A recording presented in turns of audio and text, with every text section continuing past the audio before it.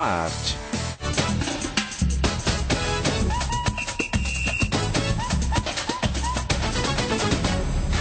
Olá, boa tarde, salve, salve. Vamos fechar a semana com mais uma edição dos Donos da Bola no ar a partir de agora aqui direto do conglomerado de emissoras do Grupo Bandeirantes de Comunicação no Alto da Raja. Olha, o Galo venceu o Goiás, hein? Quebrou o jejum de vitórias fora de casa. E o Levir Coupe também te fala aqui, mostra que o Levir Coupe projetando o clássico de domingo no Mineirão. O Cruzeiro tem a tranquilidade na liderança do Brasileirão, mas ainda não venceu o Galo na temporada, hein? Daqui a pouco com os nossos comentaristas aqui nos Donos da Bola, e a gente já emenda para falar que depois de 4 meses o Atlético voltou a vencer fora de casa no Brasileirão. Guilherme 2 vezes e Carlos fizeram os gols. Você confere na tela e a gente comenta aqui o jogo de ontem. Rasga na tela aí, gente. 3-2. Olha aí o Carlos, e sempre levando perigo. Alô, Cadu Doné, tudo bem, ídolo? Tudo bom, e você? Tudo bem, melhor agora, diante, né, de vocês aqui, nas que câmeras. legal, que bacana. Vamos falar do Galo aí, ídolo? Vamos embora. Primeiro tempo, tranquilaço, né? O Galo muito melhor. Um jogo até meio estranho, assim, porque foi tão tranquilo, foi tão fácil. Às vezes parecia até em câmera lenta, ritmo de treino, mas o Galo bem melhor, merecendo elogios. Com o Dátolo muito bem, o Guilherme jogando bem, o Carlos um pouco menos, mas também aparecendo. Só o jogo que, para variar, ficou um pouco sumido ali da turma do ataque. Mas primeiro tempo, categórico, 3-0, muito bom, Goiás nem apareceu. No segundo tempo, no início, continuou tranquilo, continuou bem, num grau um pouco menor, é verdade. Mas o jogo continuou ainda tranquilo. Segunda metade do segundo tempo, Goiás começou a apertar. O Atlético tirou começou a apertar por causa das alterações do Levir? Ou por razões simplesmente referentes ao fato de jogar em casa? As alterações dele não foram necessariamente para fazer o time melhorar, para crescer, para ir para cima. Ele começou a administrar mesmo. Então é natural que o time desse uma caída também, senta um pouco em cima do resultado. Isso tudo é natural. Eu achei que só exagerou um pouquinho, entendeu? Porque no final, um 3-2, ainda teve um último lance ali com a chance. O jogo foi tranquilo, o placar é um pouco enganoso, assim, dá a impressão de um jogo mais equilibrado do que foi. Só que eu acho que essa queda foi por causa das substituições, de tirar o pé, só que não pode tirar tanto o pé, tinha que administrar um pouco melhor, mas o saldo positivo, boa vitória, jogou bem, foi melhor do que o Goiás. Júnior Brasil, ontem o Atlético venceu, o Cadu até destacava aqui 3-0, 3-2, mas se você vê nos melhores momentos ali, ou se você vir nos melhores momentos, a gente observa que o volume de jogo do Atlético foi muito maior, Brasil. O placar de fato poderia, o placar moral 5-2, Brasil? Talvez. Boa tarde. Um grande abraço, Everton. Primeiro tempo do Atlético, o Atlético sobrou, fez 3-0, apresentou um bom futebol. Gostei demais do Dátolo, o Guilherme fazendo os gols, o Carlos dentro da área, o Jô, ele fez uma função um pouco diferente, jogando mais distante da área, mas também quando tem a chance não consegue guardar, mas o Atlético sobrou. E o Goiás assistiu o Atlético jogar na primeira etapa. No segundo tempo, o Atlético, claro, ganhando de 3-0, vai fazer o quê? Tem que administrar as vésperas de um clássico, fez certíssimo o Atlético. Segurou, só que depois dos 25, o Eric baixou um espírito único, né? O único. E ele fez um carnaval e foi pra cima, foi uma coisa de louco, porque tava um Goiás apático quase que o jogo inteiro. E aí, jogou de repente, bem. O menino acorda, vai, faz um gol, e o Atlético insistindo, pra mim um erro, a linha burra, a linha de impedimento, não dá. E aí aquilo que estava tranquilo ficou perigoso, mas como foi algum risco, entre aspas, calculado, o Atlético obteve a vitória. E olha, não tem jogo fácil, tem falado isso aqui. O Vitória ganhou do Fluminense, o Curitiba ganhou do São Paulo, por isso a vitória tem que ser muito enaltecida. O Dátolo jogando bem, Guilherme também. O Atlético cresceu num momento importante, já que vai enfrentar o maior rival. E as mudanças do Levir também não vi nenhum drama nisso não, sabe? Há muita gente que chama, o Emerson Conceição ficou porque era o cara que tinha mais força física, apenas por isso. Então não vejo também, nada de, o Levir. Não, o Douglas foi lá pra frente pra mandar o jogo pra área pra ver se o jogo fazia um gol. Pois é, mas você não acha que a incoerência está exatamente aí? Porque o Levir disse que não jogaria com o Dátolo, por exemplo, improvisado na lateral esquerda, mas improvisa o Douglas. Mas talvez a intenção dele foi de soltar o cara. Vai lá, meu filho, lá você não vai ter o compromisso de marcar. Você vai lá pra frente, você vai lá, tá livre. A gente discutir poupar ou não improvisação ou não antes do jogo é uma coisa. Agora, quando já está 3-0, ao longo do segundo tempo, tem clássico domingo, aí não precisa ser tão preciosista mesmo. O cara tira mais é pra poupar. Deixa esse cara fazer um teste ali. Ele solto mesmo. Vai lá. Até porque ele pode repetir essa situação em outra oportunidade. Dimara, diz uma coisa. Você, para domingo, já vamos emendar para falar do clássico de domingo.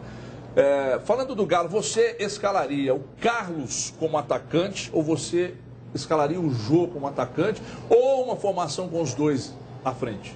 Eu escalaria o Carlos como atacante, até porque eu acho que clássico tem muito aquela história do envolvimento. O Carlos, pela base, pelo que ele fez, tem um critério. O Carlos é um dos jogadores que mais fez gols no Cruzeiro jogando pela base. Olha que interessante. Você já pensou o que retórica que esse moço vai ter entrando num clássico desse valendo e agora como titular, firmemente mesmo, como o Levi já disse? E essas questões que a gente colocou aqui, que o Cadu colocou, que o Júnior colocou, das substituições, da linha burro, o Levi falou que é tudo culpa dele, porque eles estavam cansados mesmo no segundo tempo, que o gramado é muito grande, que ele acha um absurdo, né, essa história da FIFA, cada um é de um jeito. Agora, e lá ter continuado desse jeito. Só quando joga? Não, mas você tem que falar. E ele está correto. Ele está correto, mas ele explicou isso e falou até das substituições, elogiou. Mas uma coisa a gente tem que falar, gente: o primeiro tempo o Atlético finalizou e mais do que finalizou, acertou. Isso tem que ser valorizado, independentemente de quem estava do outro lado, se o time estava sem treinador, se o grupo passou mal, não é? Você via toque de bola, você via jogada. Eu vi até alguns questionamentos ao Carlos, porque ele chegava à frente e às vezes não conseguia concluir. Mas, gente, é um menino em adaptação. Nós temos que parar. Só que mostra também, muita coisa temos já. Que parar também com esse negócio. Eu estou ouvindo partindo lá de cima do suíte. Não sei quem falou e não vou falar. Quem foi? Parar com esse negócio de, mas o adversário também. O adversário também é o quê? Você está no campeonato de pontos corridos. Vitória ganhou do São Paulo. Quer dizer que só vale 3 pontos e deve ser enaltecido quando ganha do São Paulo, quando ganha do Corinthians? O Goiás ganhou aqui do Atlético. Isso que eu ia falar agora. Qual foi o resultado de Atlético Goiás no Horto no primeiro turno? Ganhou aqui. Foi lá e deu troco. Então, 3 pontos, vale a mesma coisa. Agora, sabe que eu não... Vou falar seu nome, hein? Que você tá falando um monte de coisinha no meu ouvido. Olha aqui, vou contar uma coisa. Não tá dando mais para ficar... Eu não tô aguentando mais ouvir Abel Braga, Levi, Mano Menezes, Lucha, reclamando de jogos quarta e domingo. Desde que eu me entendo por gente, não tô falando que tá certo. Estou falando que aqui no Brasil, desde que eu me entendo por gente, os jogos são às quartas e domingos. Mas agora está demais. Está todo mundo jogando a culpa do fracasso no número de jogos. Mas sempre foi assim. Sempre foi assim.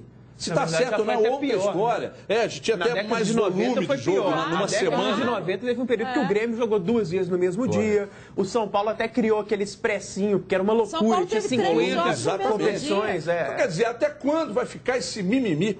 Essa geração aí do que pediu para tirar, eu já falei isso aqui, que pediu para tirar o ardor do Mertiolate, está transformando o futebol num esporte chato, cara. Não pode nada, não pode acontecer nada. É STJD todo dia no futebol, é treinador reclamando. A incapacidade técnica, o cara tem incapacidade e aí ele vai e joga a culpa na arbitragem, no grande volume de jogos, no calendário da CBF, que tem a ver com o que eu falei anteriormente, para não ser redundante. É a grama que é isso, é o tamanho do campo. O Serra Dourada tem 200 anos. Serra Dourada tem 200 anos, a dimensão sempre foi aquela. Agora o campo aumentou de tamanho?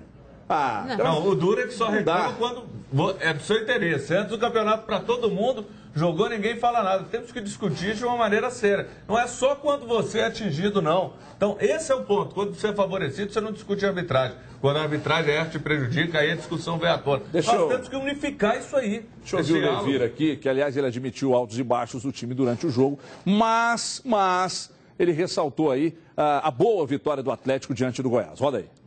Hoje estava legal, a finalização no primeiro tempo foi muito bem e nós decidimos praticamente o placar no primeiro tempo. Tivemos uns altos e baixos durante o jogo, mas tivemos uma vitória muito importante porque ganhar do Goiás aqui, do Serra Dourada, é muito difícil.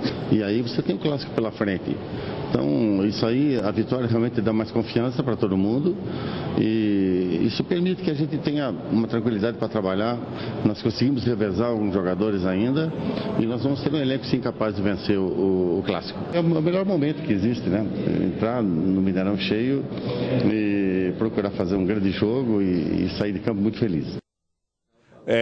Tá muito bem. Você levantou o dedo, por gentileza. Pode se pronunciar. É porque eu vi o amigo Roberto Alves ali no antes outro... de eu chamar o Levi para falar. Não, essa história, eu concordo com tudo que você falou, essas reclamações muito chato, principalmente o Mano Menezes, que é campeão nesse tipo de coisa. Agora, não consegue armar time. Só um desses pontos. O futebol brasileiro, por muito tempo, teve gramados, campos com dimensões diferentes. Isso acabou e só sobrou um ou outro. Então, isso eu acho que é uma coisa que dava para pensar assim, colocar no tal do padrão FIFA esse campo aí no Serra Dourada, para não ter muita injeção de saco demais, porque tá tudo padrão FIFA. Não, eu porque acho que antes, você entendeu? Agora. Antes variava muito. Pô, Era você vai Mineirão, jogar. era lá. Agora você tá acostumado sempre com um tipo de dimensão e só muda lá. Mas também não acho que é razão para injeção. Então, aí a discussão deve ser mais ampla e a gente vai avançar no horário político aí para discutir. Os mesmos jogadores que atuam em campos padrão FIFA e no Serra Dourada atuam em alguns campos do interior aqui no Campeonato Mineiro, que o gramado é uma várzea desgraçada. Sim, mas tá errado. Né? Então, ou padroniza para todo mundo. Mas a Série A então... tem que ter um tratamento especial. Eu entendo. Seria a condição mínima que você teria que oferecer para ter qualidade no trabalho. Por exemplo, quando a gente fala de ter tecnologia, o cara fala, mas a Série B, C, D não vai ter. Não interessa, qual que investe mais, começa na A, depois passa o equipamento para B, C, D, assim tem que ser. Daqui a pouco nós vamos falar do Clássico aqui. Nós não estamos falando nada do Clássico, o jogo acontece domingo, só para informar para vocês aqui, tá? A gente vai para o intervalo rápido, 2 minutinhos só, não saia daí. Na volta, tudo sobre o Clássico de domingo aqui nos Donos da Bola. Até já. Os Donos da Bola. Oferecimento. Tá desanimado? Biolong. Encontre o seu nas farmácias Ana Galles.